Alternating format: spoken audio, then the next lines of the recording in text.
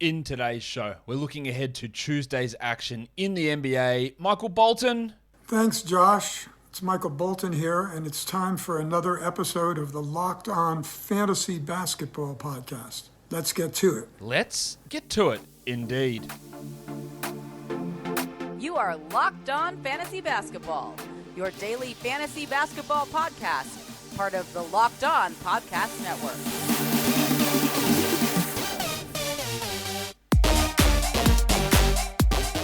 Hello and welcome to the Locked On Fantasy Basketball Podcast, brought to you by Basketball Monster. My name is Josh Lloyd and I am the lead fantasy analyst at basketballmonster.com and at Yahoo Sports Australia. And you can find me on Twitter as always at redrock_bball and on Instagram at Locked On Fantasy Basketball. This episode of Locked On Fantasy Basketball is brought to you by TrueBill. TrueBill is the new app that saves you money by helping you identify and stop paying for the subscriptions that you don't need or you don't want, and can even negotiate better prices on the ones that you want to keep.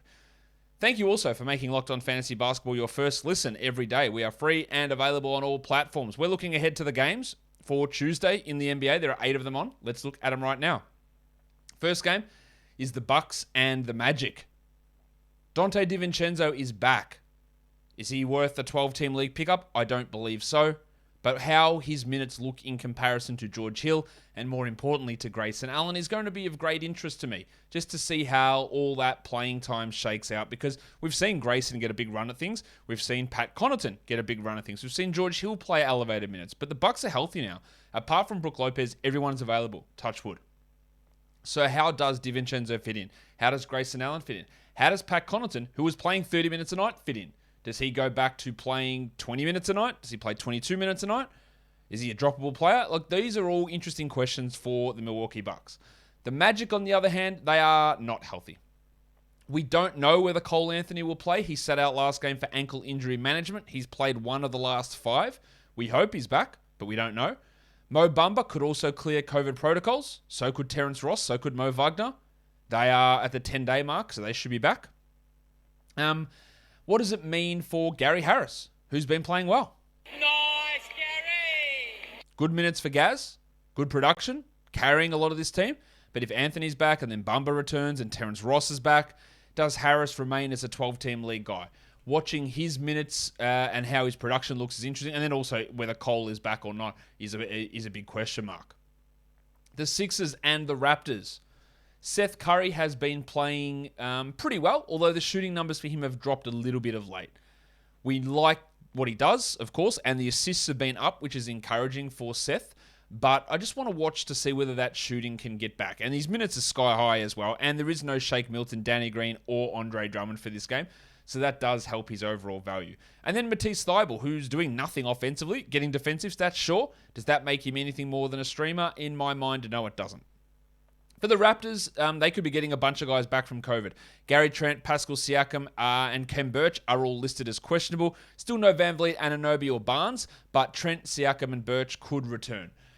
So what does that mean for Chris Boucher, who's been playing good minutes, or decent minutes, but still not even getting to 30 a night despite everyone being out? If Siakam and Birch are both back, does that mean Boucher is like a 15-minute a night player?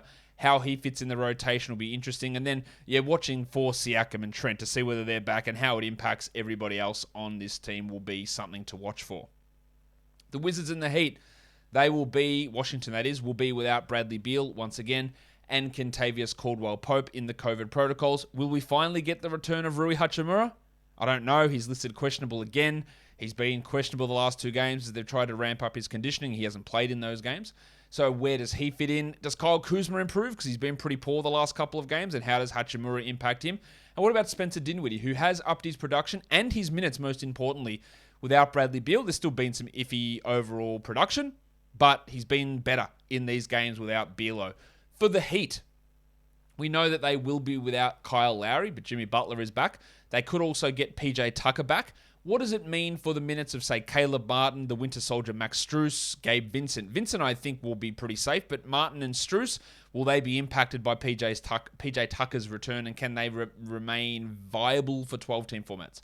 I think Omer Yurtseven is going to be viable, and he is a must-roster player at this time, but I also want to watch him closely to see what level of production we're going to get out of Omer in this game. The Lakers and the Rockets. Malik Monk put together some really good numbers on Christmas Day. Will they lean heavily into Monk more? Will we get Avery Bradley back in the rotation? Will we get more Wayne Ellington? Will we get, there's no more Isaiah Thomas on this team, but will Stanley Johnson play a rotation role? Where does Monk fit in? Will they just lean into playing him good minutes or not? I don't know. That's how that works. And then whether Stan can be in that rotation and part of a key group that we saw on Christmas Day is a big question. Well, for the Rockets, KJ Martin is trending up. Is he trending up enough to be a 12-team league guy? I don't know. The only issue I have is the last time we saw the Rockets play, he played 16 minutes against the Pacers. So is Martin able to push into mid-20s with players getting healthy, or will he go back into that sub-20-minute role? And then we don't know whether Jalen Green and Kevin Porter are going to play in this game. It is a back-to-back. The Rockets are playing on Monday, and both Green and Porter at the time of me recording this are questionable for Monday. I imagine they don't play on the back-to-back, so whether they play Monday or Tuesday remains to be seen. Green looked great in his first game back. Can he maintain that level of production will be the question mark. The Knicks and the Timberwolves. For the Knicks, it's the point guard situation. Alec Burks or Kemba Walker? Alec Burke. Yeah, will Burks remain in a 17-minute bench role like last game? Or 18-minute? I don't know. Emmanuel quickly could return as well, further complicating the issue. And then also Mitchell Robinson. There's no Nerlens Noel. Robinson's minutes are up, but his production is still all over the shop. You still probably want him in a 12-team league, but watching to see some level of consistency from him would be great. And then for the Wolves, they are without Karl Anthony Towns, of course, and without Naz Reid. So it looks like Nathan Knight is going to get an opportunity to start. Now, he may not, because I'm recording this before they play on Monday, but he's still someone that I want to watch to see how much playing time he does actually get in this sort of matchup. Or do they go with Greg Monroe? And I don't know where my Greg runs in sound is. Can I find it? I just don't know where it is, and that is really disappointing. I've got to find it. Actually, you know what? I'm going to pause it to try and find it. All right, we're back in business now. As Greg runs in, we realise this could get dangerous. Oh, yeah, there it is. The old classic. So is Greg Monroe going to play? That's going to be interesting. And then Jaden McDaniels, who's playing a lot of minutes in place of Jared Vanderbilt. How much does McDaniels play, but how good does he look is also equally as important in this game. It's also equally important for you to take control of your subscriptions. You probably got too many. Some that you're paying for that you don't know how to cancel, or some that you don't even remember signing up for. So TrueBill, that's where they come in. They are the new app that helps you identify and stop paying for subscriptions that you don't need, that you don't want, or that you simply forgot about. On average, people save up to $720 per year with TrueBill. Because companies make subscriptions hard to cancel, TrueBill makes it incredibly simple. Just link your accounts and TrueBill will cancel your unwanted subscriptions in one tap. And your TrueBill concierge is there for you when you need them to cancel unwanted subscriptions so you don't have to. TrueBill has over 2 million users and help them save over $100 million. Don't fall for subscription scams. Start canceling today at truebill.com/lockedonnba. Go right now, truebill.com/lockedonnba. It could save you thousands a year. truebill.com/lockedonnba.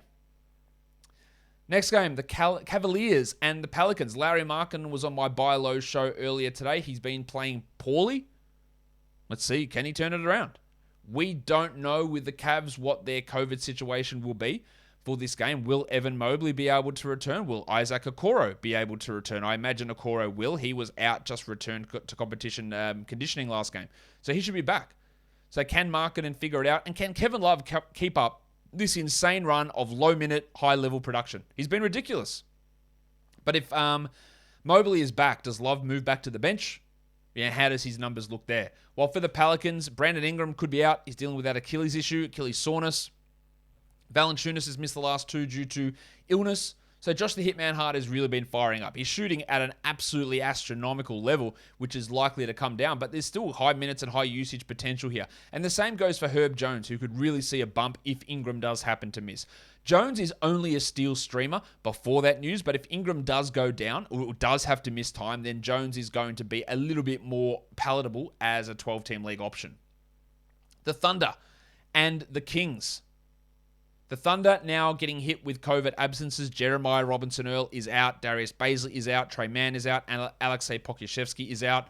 So does that mean they're going to have to give more minutes to Derek Favors? That's a possibility, and maybe he can become a stream option. So how they use him and Mike Muscala as the centers, or even does Isaiah Roby get back into the mix, will be something to watch. And then without man, we saw last game the Salt Flake, Theo Maledon. He stepped back into the rotation and played 20-plus minutes. Will they go to Maledon, or will they go to Ty Jerome in that backup role with man out? That is the question there. Well, for the Kings, we saw last game that Terrence Davis scored well, but only played 15 minutes.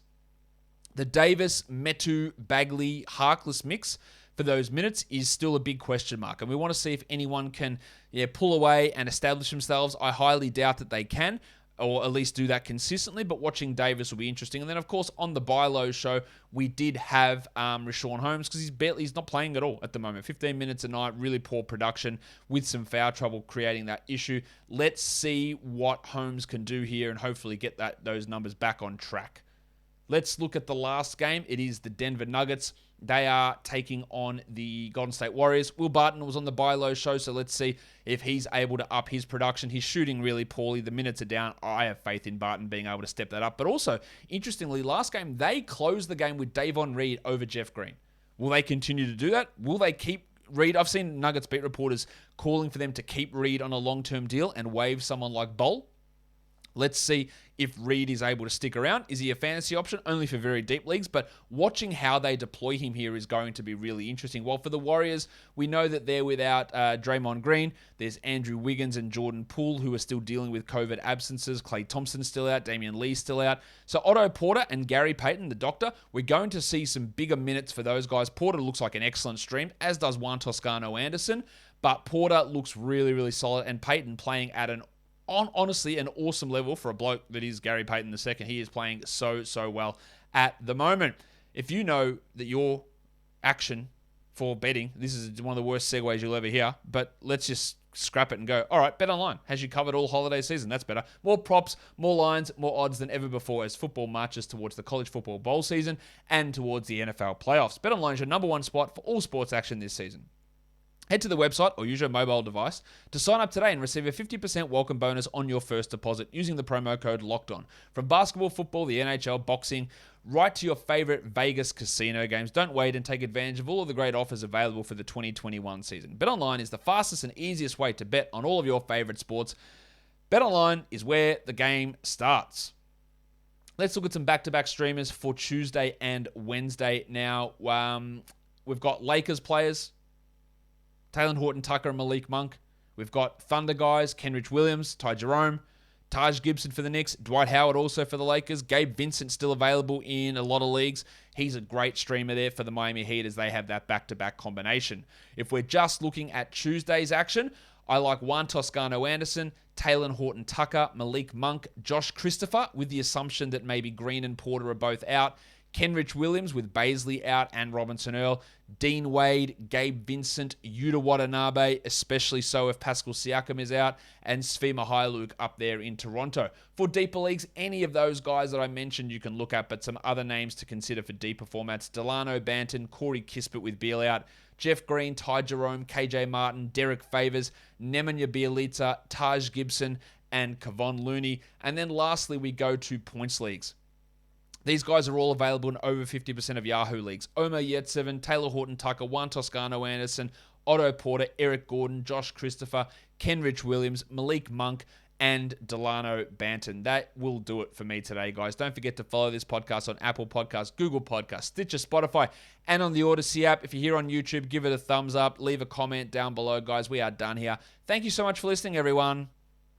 See ya.